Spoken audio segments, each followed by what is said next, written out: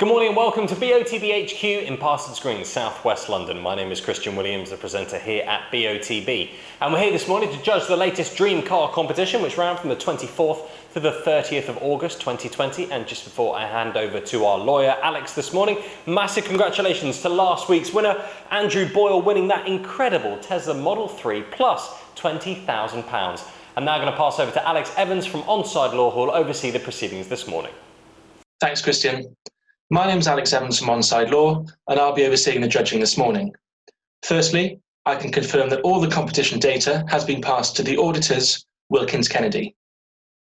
I would now like today's judges to introduce themselves and, using the secure link provided, mark on the screen where they think the centre of the ball should be. Then at the end, each judge will justify their position and the group will then come to a final panel decision. First up, Matt Cannon. Good morning, my name is Matt Cannon. I'm a senior county referee and I started my 45th playing season on Saturday.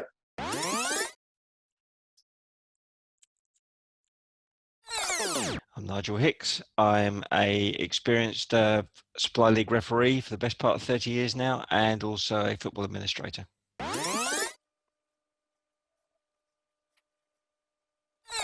My name is Kieran Fitzgibbon. I've played football for more than 30 years and am now a senior county referee.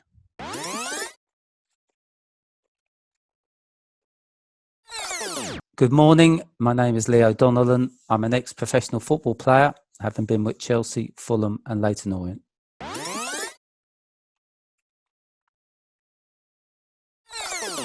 My name's Andy Braithwaite. I'm a football referee, mentor and licensed observer.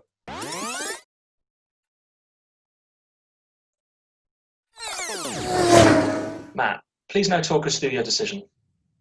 Thanks, Alex. Yes, mine's the Red Cross. There's two players in shot. I believe the player in red and white, he's got a bit of a startled look on his face. He seems to be leaning back. I think he expects the ball to come to him. But part of the reason I think he's looking sort of so startled is the player in green and white is coming in, his legs upraised, his arms are up, and I think he's just about to come in and head the ball. And we've got good views of three eyes, and I've cross-referenced them and put the centre of the ball where my red cross is. Thanks, Matt. Nigel, please justify your position. Thank you. Good morning, everyone. So, as Matt's already said, a slightly startled look on the face of the player in red, but I believe from his eyes he's looking pretty much out at 90 degrees from the angle of his head. And the player in green with his arm raised appears to be jumping across and also looking up at a slight angle towards the ball as though he's going to come in and meet it first. So good views on the three eyes of the players involved. And that's why I put my green cross where I have. Thanks, Nigel. Kieran, please talk us through your decision. Thanks, Alex. Yes, we've got the two players in shot. I think the player in predominantly green is going to head the ball. He's on his way up to head the ball. He's got his eyes firmly focused on the ball as well, I think. I think the player in red is definitely in an unusual position, not a natural position. He may have come running in and slipped forward, or he may be stumbling backwards. It's difficult to tell. But I do feel that he's got his eye on the ball as well. So I've taken the eye lines from both players, and that's why I placed my cross where the blue cross is. Thanks, Kieran. Leo, please justify your position. Yes, mine's the orange cross. There's two players in shot. I think the player in red is not going to get to the ball. I think he's looking up at the ball. I think the player in green, if you look at his body language, his knees off the ground, he's jumping, his arms are out, and I believe he's going to head the ball. Like my colleagues have said, that you get a good view of their eyes in this picture. And the player in green, he's looking slightly to his left, so that's why I decided to put my cross there, but also got a lot of sort of judgment from the player in red. Thanks, Leo. Andy, please talk us through your decision.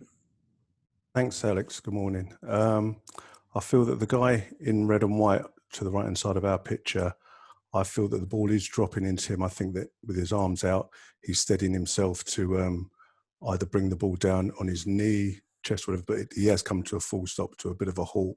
The guy on the left-hand side in the green and white, I feel that by the angle of his knee coming in, he's jumping, I don't think to head the ball, I think he's jumping in to protect himself from the guy in red, or it's a bit of one of those challenges where you're more looking at protecting yourself. He is looking at the ball intently, as both of them are, as agreed with their eyes. And I just believe that the centre of the ball is where my grey cross is, for the intersection of their two gazes. Judges, please now come to a final panel decision. For your information, the larger white cross is the calculated average of the 5 individual selections. Okay, guys, we'll draw some lines in from this guy's eyes.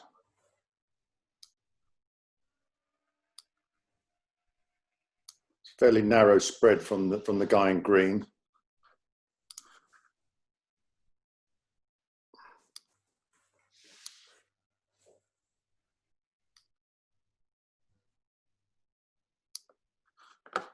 I'm also going to draw a couple more lines in from the player through the average today in a different colour. So we've got the player in red. I mean, I think Andy was the only player who thought the player in red was actually going to play the ball, and that the green player, if I remember rightly, is just sort of his knee up to protect himself. And I think the rest of us think that this player's coming in to head the ball just because of his body language and looking intently. What I will say, looking at the photograph, is that the ball is obviously slightly in front of the green player.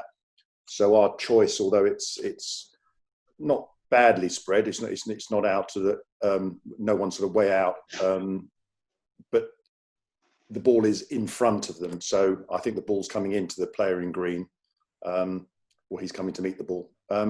So Andy, I mean, you've said this player you think is playing the ball, and he's looking up to here. Yep. Yeah. I mean, Nigel pointed out that when you're looking really with the eye, you're usually looking straight out from a 45-degree angle from your forehead. But you thought the ball was just dropping into him? Well, I think so. Yeah. Judging by the way that his left arm is out, he's balanced himself, steadying himself. Almost falling back, as somebody said earlier, and I just feel that he's waiting for the ball to drop down.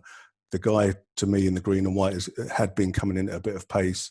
Probably thinks he can get the header in, but as you probably know, with those sort of tackles, you have got your eye on the ball, but you're also thinking this guy's coming in. Like, I'm not looking at him, but I know he's going to come in for the challenge.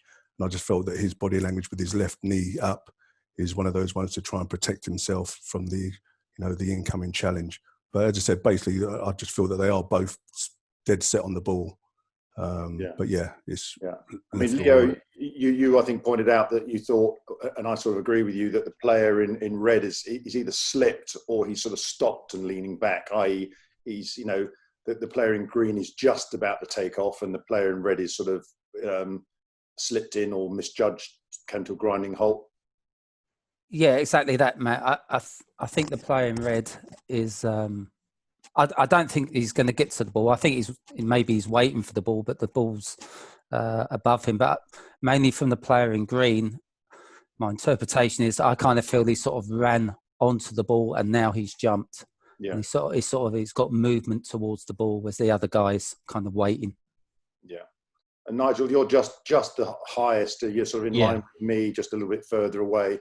And you two think the player in green's going to head the ball? I do. I think I totally understand what Andy's saying, but I think if he's coming to the player in red, then I'm not too sure how the green's going to get there. He seems intent that he believes, the expression on his face is that he is going to meet the ball, but the flight would be more left to right as we look at it, the flight of the ball, if it was coming to the player in red, and I think it would be almost past him by now. But it's a good point that you make, Matt, about it. It's a very three-dimensional photograph. I think the ball's probably travelling like from us towards the players in that direction. That's how I see it. But the three-dimensional element does play in here. Yeah, and Kieran, you're down there with me. If I put the magnifier on the top of yours, which would be the ball, you've got it slightly closer to the green player. Yeah, well, I just feel that he's got his furrowed brow, his hands are sort of tight. He's sort of almost got his fists clenched and on one side and the other hand and his knees off the ground. I don't think he's got much further to go to the ball. That's why I'm probably a little bit nearer to the green guy. But otherwise, generally agreeing with the rest of the guys.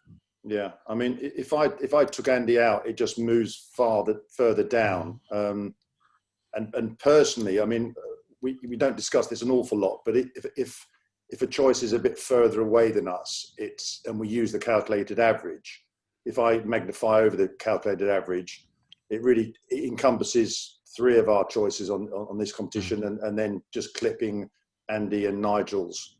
And I personally think that's more acceptable to me than if we removed Andy and then dropped it down into this area here. But what are your thoughts? I mean, if I just took a quick vote on leaving, for example, Andy in or not, I would suggest that he should stay. Nigel? I would agree to stay. I think, to be honest, if you take Andy out, then probably you need to take me out as well, because I'm like millimetres further in as an outlier too. I think it's. I think the influence that Andy and my crosses have on it, isn't serious enough to skew it. I think it's a good place where it is in the average of all of us. Yeah, exactly. I mean, I know a lot of the players comment on removing players, but I do think it's important to note that where the calculated average is being used with everybody's choice is sometimes the best choice, and I think this with the magnifier over the top is correct. Kieran, your thoughts? Well, no, I mean, my personal opinion is I think the green player's a little bit near the ball. But having said that, the player in red has got such an unnatural position that we can't really judge where the ball is in line. And he's certainly looking at the ball, but we can't say how close it is. And therefore, I think it's fair enough to leave Andy in. I think we can't sort of say for sure that it's closer to one player or the other. Yeah, and Leah? Yeah, no, I think Andy's cross very much makes sense with the player in red. I'm a little bit like Kieran that I think the guy in green's going to hit the ball, so that's why I put it a little bit closer. But no, I think Andy should stay in. Yeah, I mean, also as Andy said, Andy's of a different opinion to the other 4 of us about what's happening in the shot, which is also important to say because it does influence possibly where his cross is. Okay, so if we're all in agreement, we will use the calculated average of our 5 choices. Agreed. Yeah, I agree. Yeah. So Alex, we come to a panel decision that we'll take the calculated average of the 5 choices, and we're happy with that. Great. Thanks, Matt. If everybody's happy, please click submit. Thank you, judges. The selected coordinates are 1188549. These coordinates will now be passed to Wilkins Kennedy to calculate the winner of the competition, and they will then inform best of the best. That concludes the judging process. Thank you.